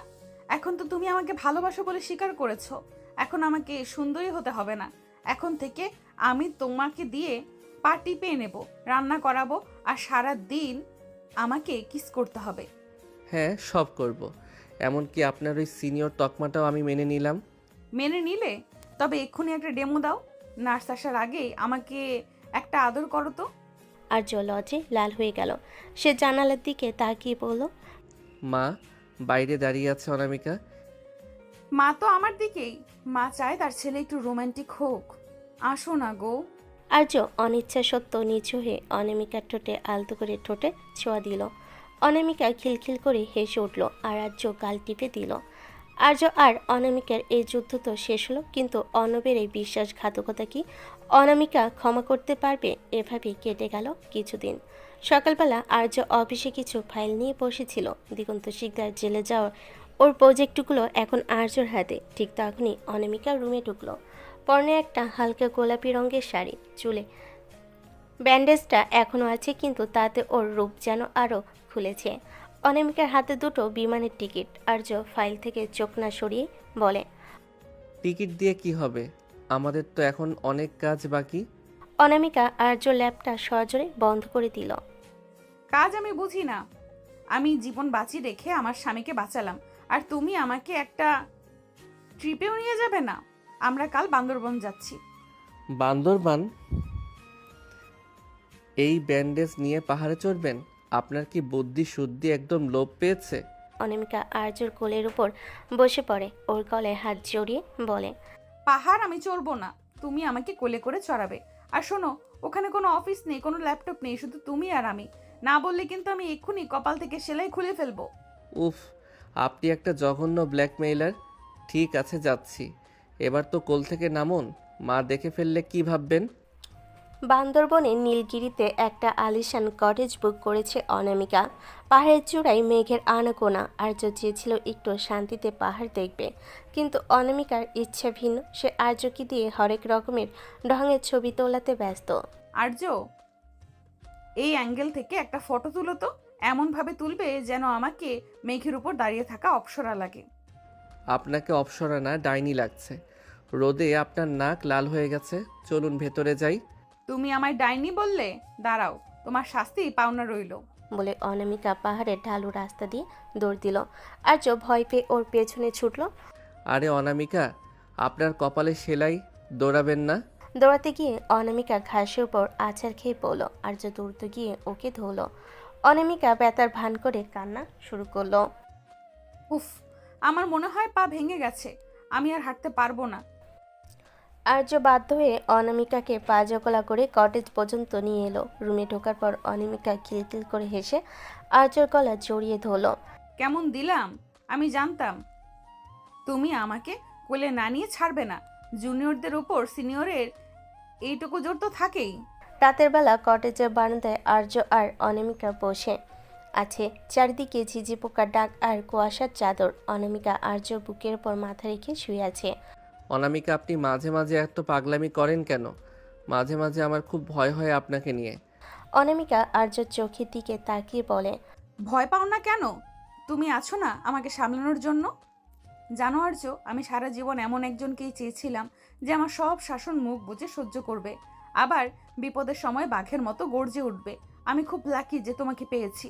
অনামিকা আর্যর শার্টের বোতাম নিয়ে খেলা করতে করতে ওর কপালে একটা চুমু দিল। আর্য ভেতরে সেই কাঠখোট্টা ভাবটা গলে জল হয়ে গেল। সে অনামিকাকে শক্ত করে জড়িয়ে ধরল। আমিও হয়তো আপনাকে ছাড়া এত দূর আসতে পারতাম না। আপনার জেদি আমাকে বাঁচিয়ে রেখেছে।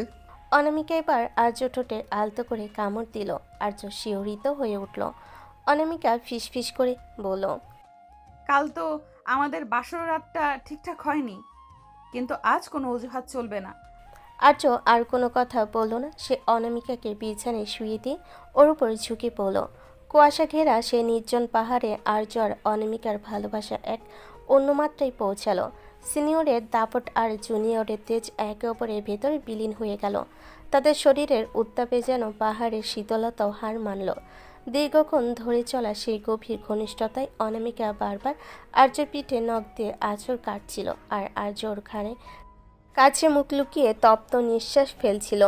সকালবেলা আর্য যখন ঘুম ভাঙল সে দেখল অনামিকা নেই। ও ভয় পেয়ে গেল। বাইরে বেরিয়ে দেখল অনামিকা স্থানীয় পাহাড়িদের সাথে গোল হয়ে বসে মদ তৈরি প্রক্রিয়া দেখছে। অনামিকা, আপনি এখানে কি করছেন? আপনার মাথা কি আসলেও গেছে? অনামিকা একটা বাঁশের গ্লাস হাতে নিয়ে বলে, আর আরে আর্য এসো, এরা বলছে এই ড্রিঙ্কটা খেলে নাকি সব টেনশন দূর হয়ে যায়, একটু ট্রাই করো না।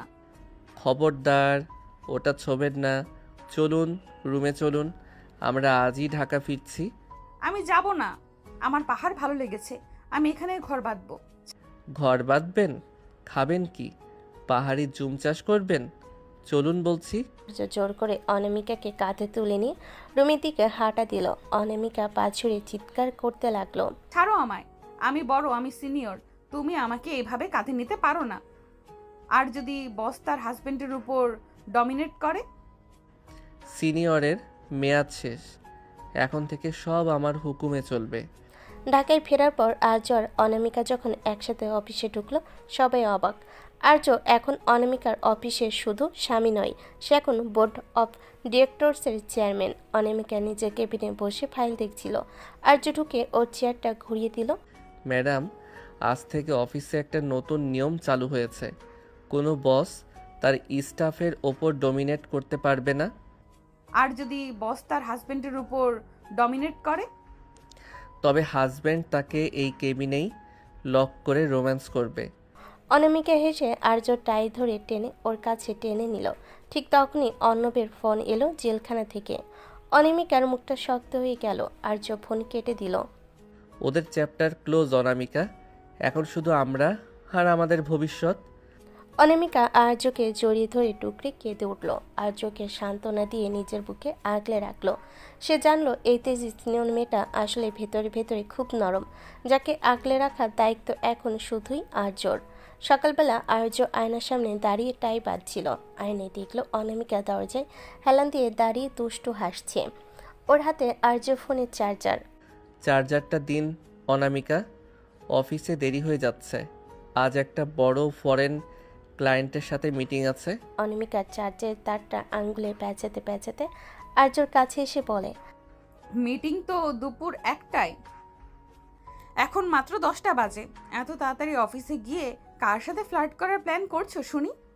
তোমার এই নতুন সেক্রেটারি মেয়েটার সাথে? হ্যাঁ, সেক্রেটারি মেয়েটা আপনার নিজের অ্যাপয়েন্ট করা, আর আমি ওখানে কাজ করতে যাই, প্রেম করতে নয়। চার্জার দিন। দেব, যদি তুমি আমার একটা শর্ত মানো। আজ অফিসে তুমি আমার কেবিনে বসে কাজ করবে, আমি সিসিটিভিতে সারাক্ষণ তোমাকে দেখতে চাই। আপনি কি পাগল? অফিসের লোক হাসাহাসি করবে, আমি আপনার আঁচল ধরার স্বামী হয়ে থাকতে পারবো না। দিন বলছি। আর্য চার্জারটা কেড়ে নিতে গেল, কিন্তু অনামিকা চট করে চার্জারটা নিজের নাইটির ভেতর লুকিয়ে ফেলল। আর্য থমকে গেল। অনামিকা ভ্রু নাচিয়ে বলল, নাও, হিম্মত থাকলে বের করে নাও। আর্য রাগে আর লজ্জায় লাল হয়ে গেল। সে জানে অনামিকার সাথে তর্কে জেতা অসম্ভব। সে কোনো কথা না বলে ঘর থেকে বেরিয়ে যেতে চাইল। অনামিকা পেছন থেকে জড়িয়ে ধরে খিলখিল করে হেসে উঠল। আরে রাগ করো কেন?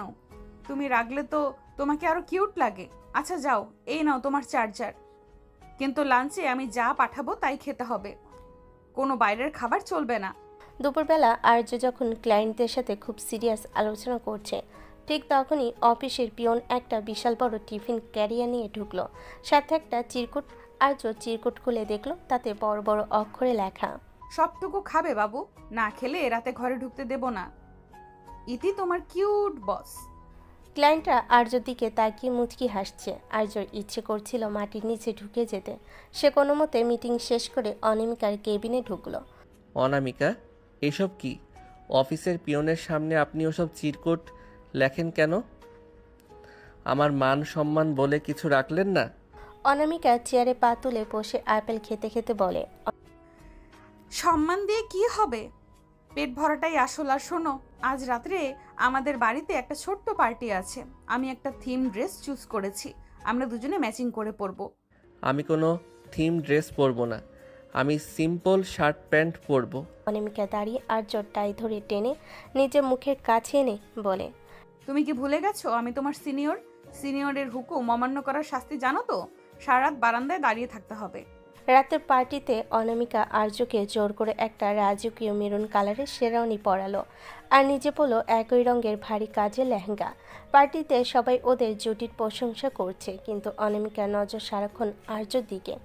আর্য কোনো মেয়ের সাথে কথা বলে অনামিকা সেখানে গিয়ে হাজির হয়। পার্টির এক কোণে আর্যর এক পুরনো বান্ধবী রিয়ার সাথে দেখা হলো। রিয়া আর্যর হাত ধরে কথা বলছিল। দূর থেকে অনামিকার চোখ দিয়ে যেন সে আগুন বের হতে লাগলো। সে সোজা সেখানে গিয়ে আর্যর হাত নিজের হাতের ভেতর পুরে নিল। হাই রিয়া। আর্যর কথা বলা শেষ হলে ওকে একটু আমাদের কাছে দেবে? আসলে ওর বউ হিসাবে আমার ডিমান্ড একটু বেশি, তো তাই ওকে এক মুহূর্ত চোখের আড়াল করতে পারি না। রিয়া অপ্রস্তুত হয়ে চলে গেল। আর্যর আগে গজগজ করতে করতে বলল, আপনি খুব বেশি করছেন অনামিকা, ও আমার জাস্ট ফ্রেন্ড ছিল। ফ্রেন্ডের হাত ধরার দরকার কি? হাত ধরার জন্য তো আমি আছি। চলো ডান্স ফ্লোরে চলো। আর্যকে একরকম টেনে হিঁচড়ে ডান্স ফ্লোরে নিয়ে গেল অনামিকা। রোমান্টিক মিউজিকের তালে অনামিকা আর্য বুকের উপর লেপ্টে রইল। আর্যর রাগটা ধীরে ধীরে কমতে লাগলো। অনামিকার গায়ে সেই চেনা সুগন্ধ আর চোখের মায়ে আর্য আবার হার মানল। পার্টি শেষ হওয়ার পর অনামিকা আর্যকে নিয়ে রুমে ঢুকলো। আর্য খুব ক্লান্ত ছিল। সে সোফায় বসতে চাইল, কিন্তু অনামিকা দরজা লক করে দিয়ে চাবিটা ডয়ারে ফেলে দিল। আজ তুমি অনেক মেয়েদের সাথে হেসে হেসে কথা বলেছ, তার শাস্তি তো পাওনা রইল। শাস্তি মানে? আমি তো কোনো অপরাধ করিনি। অপরাধ করেছো, আমার অনুমতি ছাড়া অন্য মেয়ের দিকে তাকিয়েছো। এখন পেনাল্টি হিসেবে তোমাকে আমাকে খুশি করতে হবে। অনামিকা আর্যর শেরওয়ানির বোতামগুলো এক একে খুলতে শুরু করলো। আর্যর হার্টবিট বেড়ে গেল। সে অনামিকাকে জড়িয়ে ধরল। আপনি আসলেও একটা জাদুকরি মেয়ে, সারাদিন জ্বালান, আবার রাতেই সব রাগ জল করে দেন। অনামিকা আর্যর কানে কামড় দিয়ে বলে, সিনিয়র বলে কথা, বাগে আনার টেকনিক তো জানতেই হবে। সে রাতে অনামিকার রোমান্টিক পাগলামি সব সীমা ছাড়িয়ে গেল। আর্যর শরীরের প্রতিটি কোষে অনামিকা নিজের অধিকারের ছাপ এঁকে দিল। দীর্ঘক্ষণ ধরে চলা সেই গভীর ঘনিষ্ঠতায় আর্য সব বিরক্তি আর ক্লান্তি ধুয়ে মুছে গেল। সে বুঝতে পারল অনামিকা যতই পাগলামি করুক, এই পাগলামিটাই আর্যর জীবনের সব থেকে বড় প্রাপ্তি। রাত ৩টে। আর্য যখন গভীর ঘুমে, অনামিকা তখন আর্যর ল্যাপটপটা খুলে বসেছে। সে আর্যর ফেসবুক আর হোয়াটসঅ্যাপ চেক করছে। হঠাৎ একটা মেসেজ দেখে অনামিকার ভুরু কুঁচকে গেল। মেসেজটা আর্যর মায়ের এক পুরনো বান্ধবী ছেলের কাছ থেকে এসেছে। তাতে লেখা, আর্য, তোমার বাবার সেই হারানো হুইলটা আমি খুঁজে পেয়েছি। কাল বিকালে ক্যাফেতে দেখা করো। অনামিকা ল্যাপটপ বন্ধ করে আর্যর ঘুমন্ত মুখের দিকে তাকালো। সে মনে মনে ভাবল, আর্যকে এই ঝামেলার মধ্যে আমি একলা যেতে দেব না। সিনিয়রের গোয়েন্দাগিরি এবার আবার শুরু হবে। সকালবেলা আর্য ঘুম থেকে উঠে দেখল অনামিকা বিছানেই নেই। সাধারণত অনামিকা বেলা পর্যন্ত ঘুমায়, কিন্তু আজ সে আগেভাগে উঠে তৈরি। আর্য বাথরুমে যাওয়ার জন্য পা বাড়াতে দেখল দরজার উপর একটা বড় পোস্টার লাগানো। আজকের দিনে স্বামীর জন্য 5টি নিয়ম। 1. ব্রেকফাস্টে নিজের হাতে আমাকে খাইয়ে দিতে হবে। 2. আমার জন্য নীল রঙের একটা শাড়ি পছন্দ করে দিতে হবে। সারাদিন অন্তত 10 বার আমাকে আই লাভ ইউ বলতে হবে। 4. কোনো বাইরের কল ধরা যাবে না। 5. রাতে বাড়ি ফেরার সময় আমার প্রিয় চকলেট গাভা কেক আনতে হবে। আর্য হো হো করে হেসে উঠল। সে বুঝল অনামিকা তাকে ব্যস্ত রাখতে চাইছে, যাতে সে ওই ক্যাফেতে একা যেতে না পারে। আর্য অনামিকাকে পেছন থেকে জড়িয়ে ধরে। আপনার এই নিয়মগুলো তো বেশ কঠিন অনামিকা আপু, বিশেষ করে ওই চকলেট কেকের বিষয়টা। অনামিকা ঘুরে আর্য নাকে নিজের নাক ঘষে। কঠিন না হলে সিনিয়রের শাসন হবে কি করে? আর শোনো, আজ বিকেলে আমার সাথে একটু শপিংয়ে যেতে হবে, কোনো বাহানা চলবে না। আর্য মনে মনে ভাবল, বিকেলে তো আমার ওই ক্যাফেতে যাওয়ার কথা। অনামিকা নিশ্চয়ই কিছু টের পেয়েছে। রাজি হওয়ার ভান করে অনামিকাকে আদর করে ব্রেকফাস্ট টেবিলে নিয়ে এলো। ব্রেকফাস্টে অনামিকা আর্যকে দিয়ে ডিম পোজ আর স্যান্ডউইচ বানিয়ে নিল। আর্য যখন লোকমা তুলে অনামিকার মুখে দিচ্ছিল, অনামিকা দুষ্টামি করে আর্যর আঙ্গুলে কামড় দিল। আহ, আপনি কি মানুষ না রাক্ষসী? আঙুলটাই তো খেয়ে নিতেন। রাক্ষসী তো, তোমার মতো মিষ্টি জামাই পেলে যে কেউ কামড়ে দেবে। আচ্ছা আর্য, তুমি কি আজ বিকেলে কোথাও যাবে? আর্য একটু থতমত খেয়ে যায়। না তো, কেন? আপনি তো শপিংয়ের কথা বললেনই। মিথ্যে বলা শিখেছো আমার কাছে? দাঁড়াও বাছা, মজা দেখাচ্ছি। বিকাল 4টে। আর্য কোনো মতে অনামিকাকে একটা পার্লারে বসিয়ে রেখে চলল সেই ক্যাফেতে।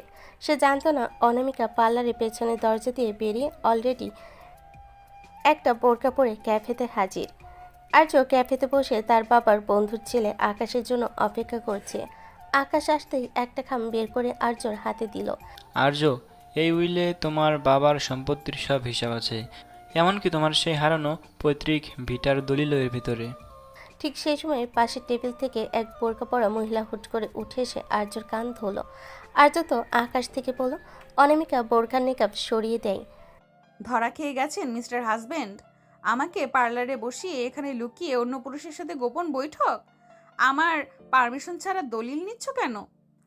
অনামিকা, আপনি এখানে এই বেশে? আপনি কি আমাকে স্পাই করছেন? ভাবি তো বেশ স্মার্ট আর্য, তোকে তো এক মুহূর্তের জন্য ছাড়ছে না। আপনি চুপ করুন। আর আর্য, চলো বাসায়। সিনিয়রের চোখ ফাঁকি দেওয়ার অত সহজ না। বাসায় ফেরার পর আর্য আর অনামিকার সাথে একচোট ঝগড়া হলো। আর্য মেজাজ খারাপ হলো। অনামিকা তাকে বিশ্বাস করেনি।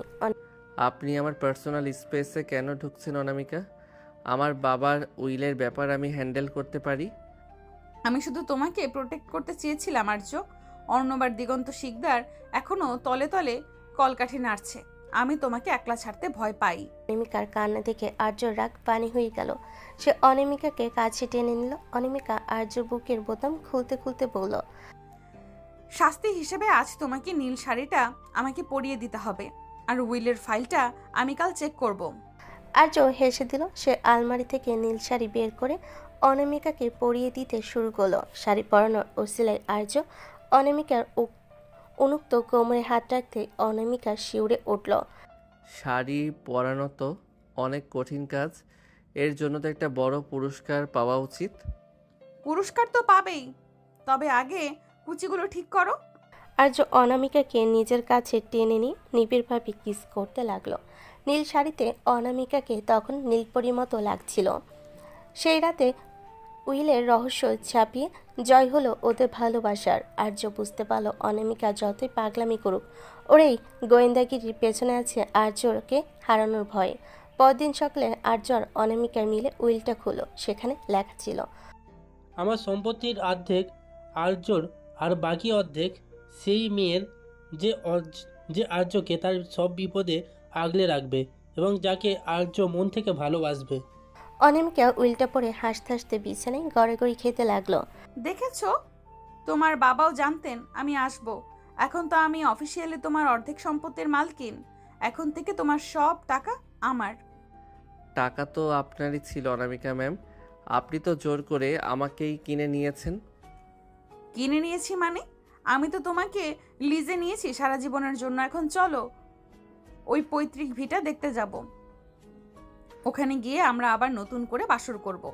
সকালবেলা আর্য তৈরি হয়ে জিপ গাড়িতে উঠতে যাবে। ঠিক তখনই অনামিকা রাজকীয় এক সাজে বারান্দায় এসে দাঁড়ালো। পরনে লাল পাড়, সাদা শাড়ি, কপালে বড় লাল টিপ আর হাতে এক গুচ্ছ কাছের চুড়ি। ওকে দেখে মনে হচ্ছে 80 দশকের কোনো বনেদি বাড়ির বউ। অনামিকা, আমরা কোনো শুটিংয়ে যাচ্ছি না, আমরা একটা পুরনো ভাঙা বাড়ি উদ্ধার করতে যাচ্ছি। এই ভারী শাড়ি পরে আপনি ওখানে হাঁটবেন কি করে? অনামিকা নিচে নেমে এসে আর্যর হাত ধরে। হাঁটবো না তো তুমি আমায় কোলে তুলে নেবে। আর শোনো, ওই বাড়ির আসল মালিকের বউ আমি, তাই এন্ট্রিটা হতে হবে একদম রাজকীয়। চলো।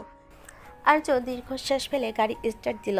অনামিকা গাড়িতে সারা রাস্তা আর্যকে এটা সেটা খাইয়ে দিচ্ছে আর গান গাইছে। আর্যর বিরক্তি লাগলো অনামিকার ওই উচ্ছল হাসি দেখে। সে আর কিছুই বলতে পারল না। পুরান ঢাকার সেই সংকীর্ণ গলির ভেতরে গাড়িটা, চারিদিকে লতাপাতা আর শ্যাওলা জমে আছে। গেটের সামনে আসতেই দেখা গেল দুজন লাঠিয়াল গাড়িটা পাহারা দিচ্ছে। ওরা দিগন্ত শিকদারের পুরনো লোক। এই যে বাবু, কার বাড়ি ঢুকে পড়েছেন? এটা এখন শেখদার সাহেবের সম্পত্তি, যান নিয়ে পালান। আর্যর রক্ত মাথায় চড়ে গেল। সে কিছু বলার আগেই অনামিকা গাড়ির হর্ন বাজাতে বাজাতে নিচে নামলো। এই যে 2 পয়সার গুন্ডারা, তোদের শিকদার সাহেব এখন জেলের ঘানি টানছে। এই নে আদালতের নোটিশ আর উইলের কপি। আর যদি এক পা এগিয়েছিস তবে তোদের হাড়গোড় ভেঙে এই ড্রেনে ফেলে দেব। অনামিকার এমন তেজি রূপ দেখে লাঠিয়ালটা থমকে গেল।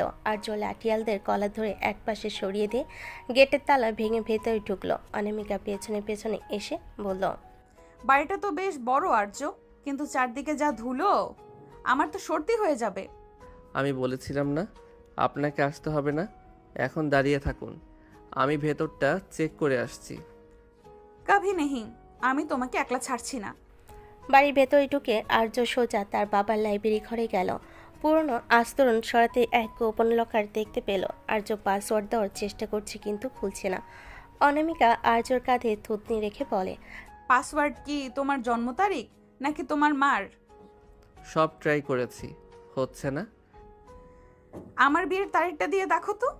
তোমার বাবা হয়তো জানতে নেই পাসওয়ার্ডটা শুধু তোমার বউই খুলতে পারবে। আর্য হেসে অনামিকার কথা মতো ওদের বিয়ের তারিখ প্রেস করলো। টুম করে শব্দ হয়ে লকারটা খুলে গেল। আর্য আর অনামিকা দুজনেই স্তম্ভিত।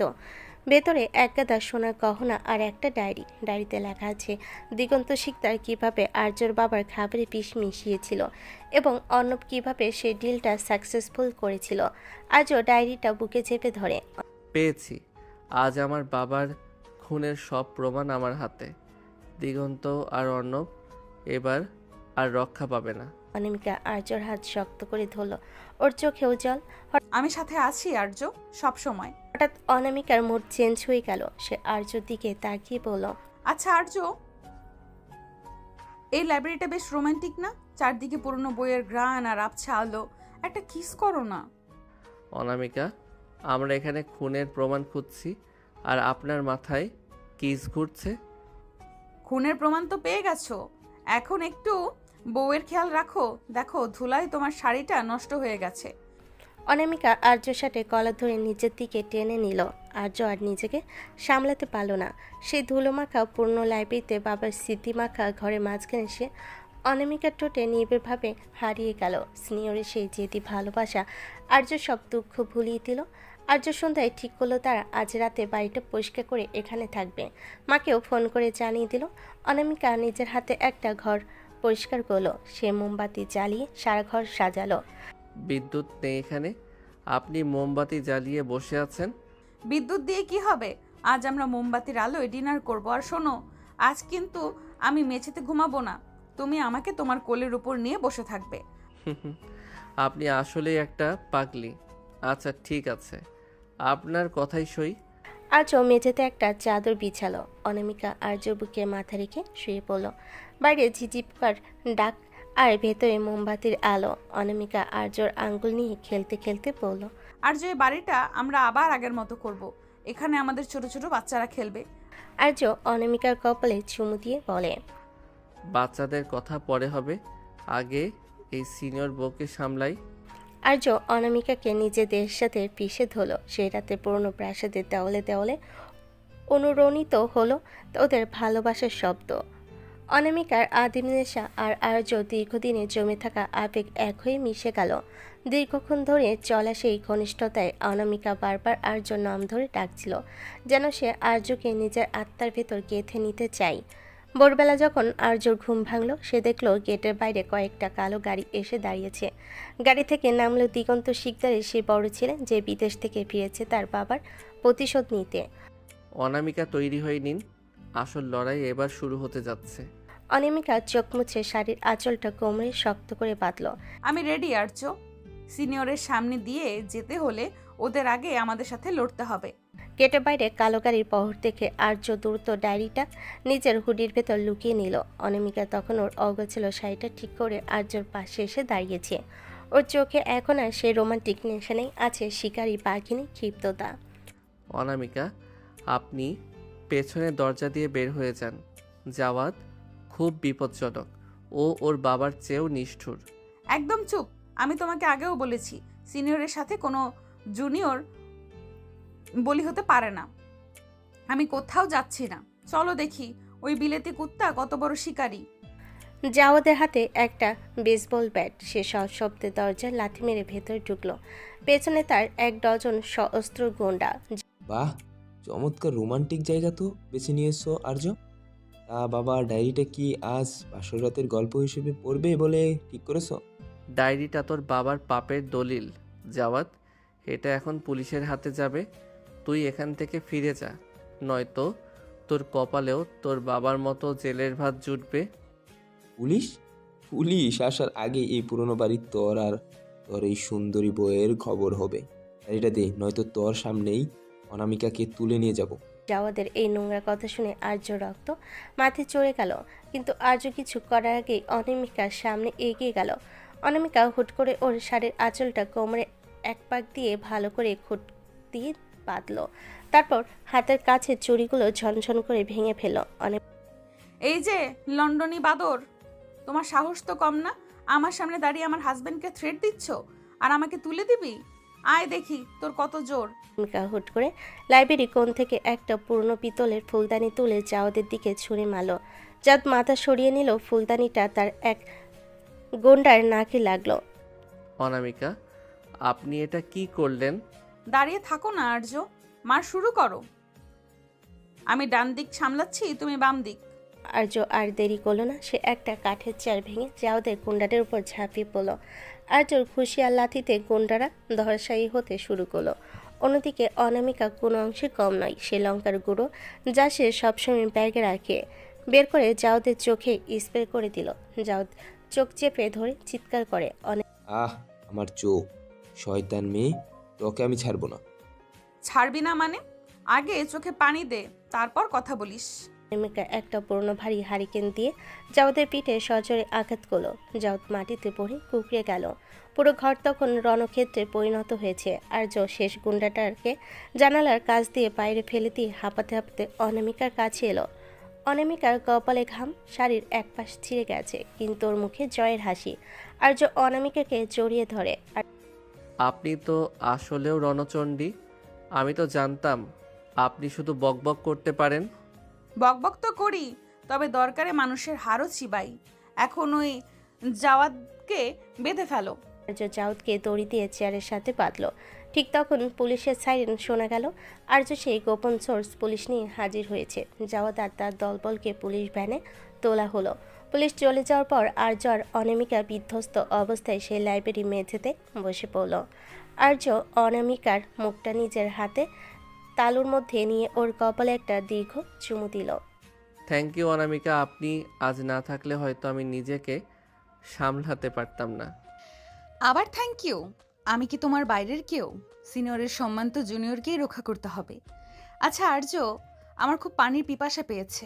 আর্য উঠে পানি আনতে যাচ্ছিল, কিন্তু অনামিকা ওর হাত টেনে আবারও নিচে বসিয়ে দিল। পানির চেয়েও বড় একটা ডিমান্ড আছে। আজ তুমি আমায় কথা দিয়েছিলে না, এই বাড়িতে আমরা আবার বাসর করব? কাজ তো শেষ, এখন কথা রাখো।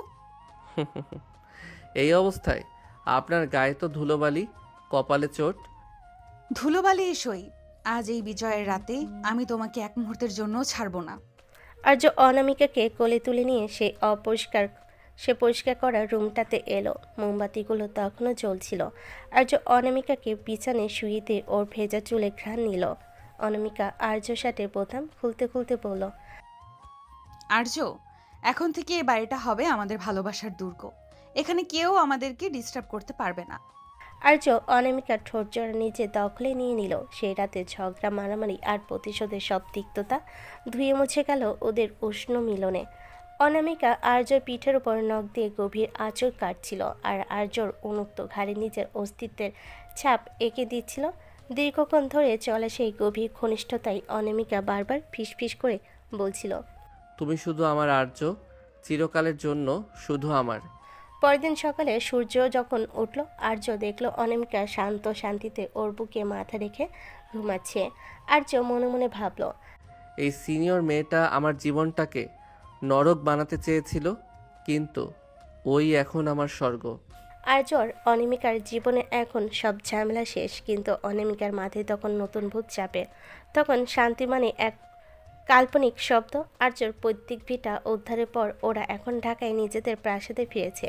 আর্য ভেবেছিল এবার হয়তো একটু শান্তিতে ব্যবসায় মন দিতে পারবে, কিন্তু অনামিকা তো সিনিয়র শিক্ষিক, আর অত সহজে আর্যকে কাজে মন দিতে দেয়। সকালবেলা আর্য ঘুম থেকে উঠে দেখলো ওর সব দামি দামি স্যুট আর শার্ট আলমারি থেকে গায়েব। সেখানে রাখা আছে অদ্ভুত সব ঢিলেঢালা সুতির পাঞ্জাবি আর পায়জামা। অনামিকা, আমার স্যুটগুলো কোথায়? আজ জাপানিজ ক্লায়েন্টদের সাথে আমার মিটিং। আপনি কি পাগল হয়ে গেছেন? অনামিকা হাতে একটা করলার জুসের গ্লাস নিয়ে রুমে ঢুকে। পাগল হব কেন? আমি রিসার্চ করে দেখেছি টাই স্যুট পরলে মানুষের মেজাজ খিটখিটে থাকে। আজ থেকে তুমি এই পাঞ্জাবি পরে অফিসে যাবে। আর হ্যাঁ, সকালের নাস্তায় পরোটা কাবাব ক্যান্সেল। এই যে তোমার অমৃত তিতা করলার জুস। করলার জুস? আমি এটা কোনোদিন খাবো না। আপনি নিজে খেয়ে দেখুন ওটা কতটা বিষাক্ত। সিনিয়রের হুকুম। আজ থেকে তোমার হেলথ আমি কন্ট্রোল করব। তুমি দিন দিন খুব ফর্সা আর কিউট হয়ে যাচ্ছ। বাইরের মেয়েরা নজর দেয়।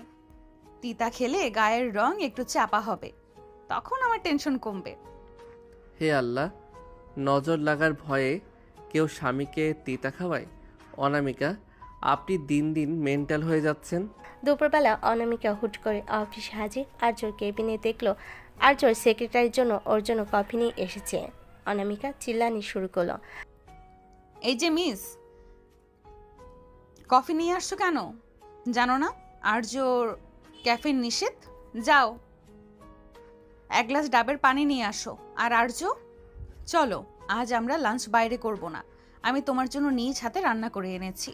আর্য ভয়ে ঢোক গেল, কারণ অনামিকা জীবনে কোনোদিন ডিম ভাজিও ঠিকমতো করেনি। টিফিন ক্যারিয়ার খুলতে দেখা গেল গোটা গোটা আস্ত আলু আর কাঁচামরিচ দিয়ে একটা তরকারি, যা দেখতে অনেকটা মহাপোলাওয়ের মতো।